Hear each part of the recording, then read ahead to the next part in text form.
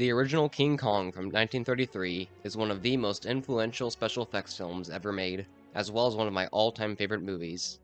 During a period when filmmakers were struggling with the transition from silence to sound, it boldly demonstrated the near limitless possibilities of cinematic storytelling. It has been cited as a key inspiration for some of the most important figures in special effects filmmaking, including Ray Harryhausen, Eiji Tsuburaya, Steven Spielberg, and Peter Jackson. Every discussion on King Kong centers around the special effects, and they certainly deserve every bit of praise they have been given. I myself have much to say on the subject, but I would also like to point out that, although they are the movie's selling point and its most significant quality, the effects alone are not what make this story so iconic. If they were, King Kong would be a hollow spectacle, only meaningful as a technical achievement.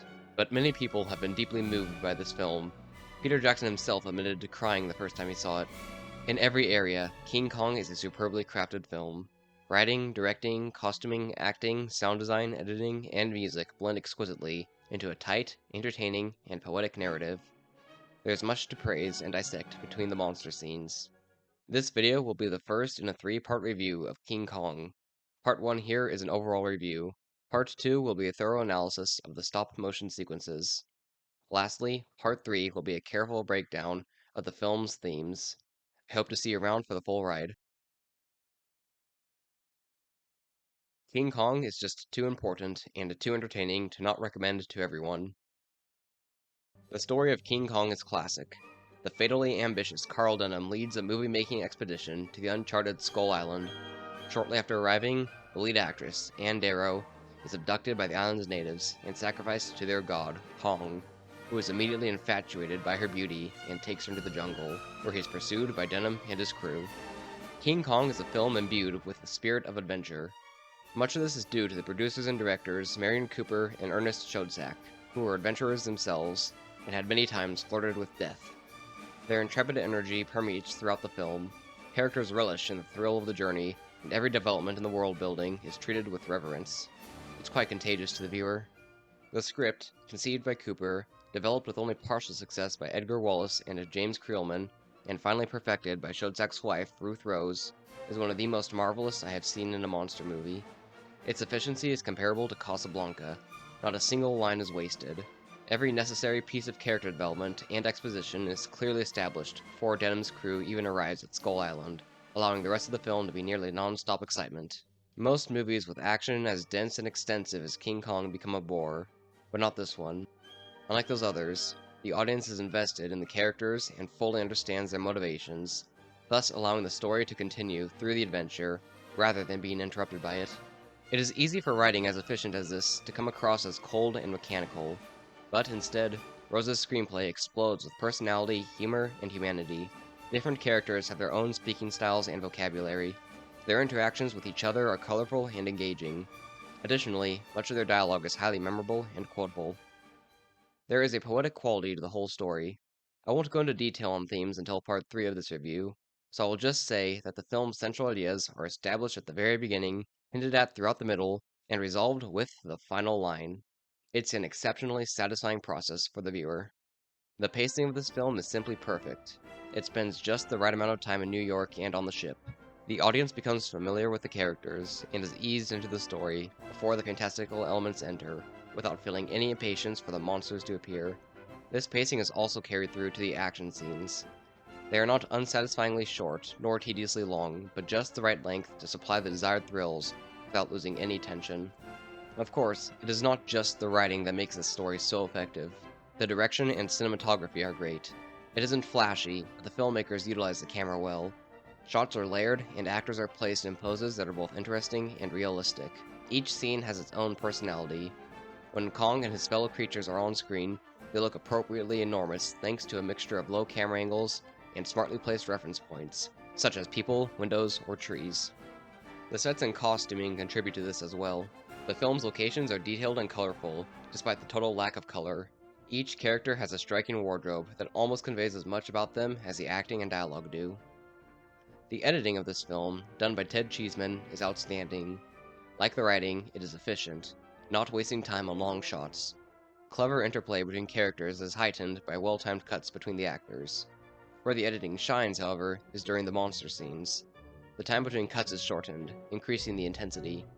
Cutaways of the humans are used frequently to remind the audience of the danger the characters are in, but not so often as to spoil the momentum of the action. One of the scenes that best illustrates this is the log bridge sequence.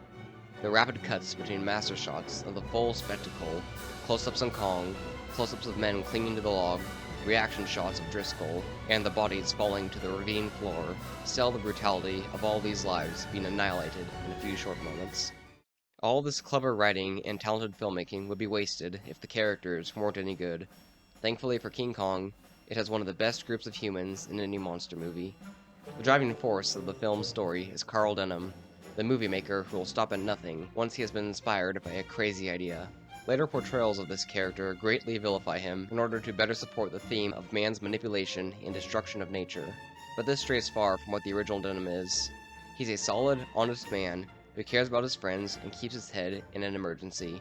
His fatal flaw is his uncontrolled ambition. If he thinks he can do something incredible, he will sweat blood to make it happen, no matter the risk. The perfectly cast Robert Armstrong captures this character with a performance brimming with charisma and power. Just as important to the story as Denham is Ann Darrow, the woman so lovely that every man, regardless of species, fights over her. In an early scene, the film mocks the Hollywood method of awkwardly inserting a female love interest into an otherwise purely masculine story as a cheap way to expand the audience. Ann Darrow appears to be a response to this type of character. She is legitimately likable. She's adventurous, energetic, and loyal to those who care about her. She is shown to act rationally while in danger despite her immense fear. More important, unlike the forced female characters that plague action in adventure movies, Anne is at the center of the plot. Every character is involved in the conflict because of her. Although the brunette Fay Wray had to wear a blonde wig for the part, she was an excellent choice for Anne. More than any other Kong girl, she looks genuinely terrified by her ordeal. Jessica Lange, in the 1976 version, seems reasonably panicked, like any girl would be when an ugly hairy guy starts hitting on her. Naomi Watts, in the Peter Jackson version, makes a few good scared faces, but for the most part she has this generic, detached expression of awe that all too many modern actresses use. It's the face I'd expect from someone watching an intense movie. Fay Wray seems legitimately scared out of her mind. She also keeps her acting consistent with the situation. You can see the different levels of fear she goes through as her position continually worsens. When Anne returns to New York, she is shown to still carry trauma from her experience on Skull Island. It's a very realistic, very human detail that is left out of both remakes. Bruce Cabot plays the film's hero, Jack Driscoll, first mate of the Venture, the ship Denham takes to Skull Island. He is the perfect opposite to Anne. Where she is lighthearted and polite, he is harsh and tough and blunt. He curses at his crew, talks with a dry, biting sarcasm, and says exactly what he thinks, no matter how offensive it will be to those around. He even wears dark clothing, starkly juxtaposing him with a brightly dressed Anne, but beneath his thick skin, he is a caring guy who looks out for her. When the situation goes seriously downhill, he rises to the occasion and proves to be the only member of the rescue party capable of outdoing Kong. Alongside these three main humans is a solid selection of likable and memorable side characters. Captain Englehorn, Charlie, and the imposing Noble Johnson as the Chief Islander, to name a few. Complementing these other qualities is Max Steiner's musical score.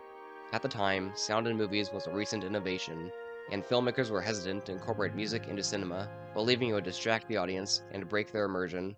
Then, there is King Kong's score, a loud, powerful orchestral work that plays through the majority of the film. It's ambitious, to say the least. Many films struggle with balancing music, dialogue, and sound effects, causing these different elements to compete and override each other. Not King Kong. The music only enhances the sound, underscoring the movie with an emotional energy unachievable with words and visuals. Every aspect seems doubly enhanced by the music. The adventure becomes more exciting, the tension more suspenseful, the romance more passionate, the violence more brutal, and the tragedy more devastating. But the music also knows its place. It knows when to stop and let the sights and sounds sink in. I'm nearly 10 minutes into this review, and I've barely touched on the monsters. Since parts 2 and 3 will cover this area in more detail, I'll stick to the basics. King Kong is a masterpiece of special effects. It absolutely gives you your money's worth of creature action, and then some. Once Kong appears, the film hardly takes a breath until the end title. The stop-motion models are designed beautifully, with an incredible amount of detail and articulation. Each creature has a totally unique set of movements and mannerisms. They feel alive. The effects around the stop-motion models, such as the miniature sets and matte paintings, are gorgeously designed and support the animation well. The humans are taken into account in every sequence and mixed into the action with the use of projectors, mats, and even stop-motion dolls. This inclusion of the humans gives the monsters scale and adds stakes to the conflict. The major strong point of the monster scenes in King Kong is something all too often left out in movies: realism. The creatures think, move, and fight like animals. Although the humans end up in extreme situations, the ways they survive are always believable. There isn't any plot armor.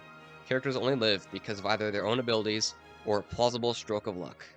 The greatest of these special effects, and perhaps the greatest effect of all time, is the title character, the one who this film is truly about: King Kong. What a marvelous creation.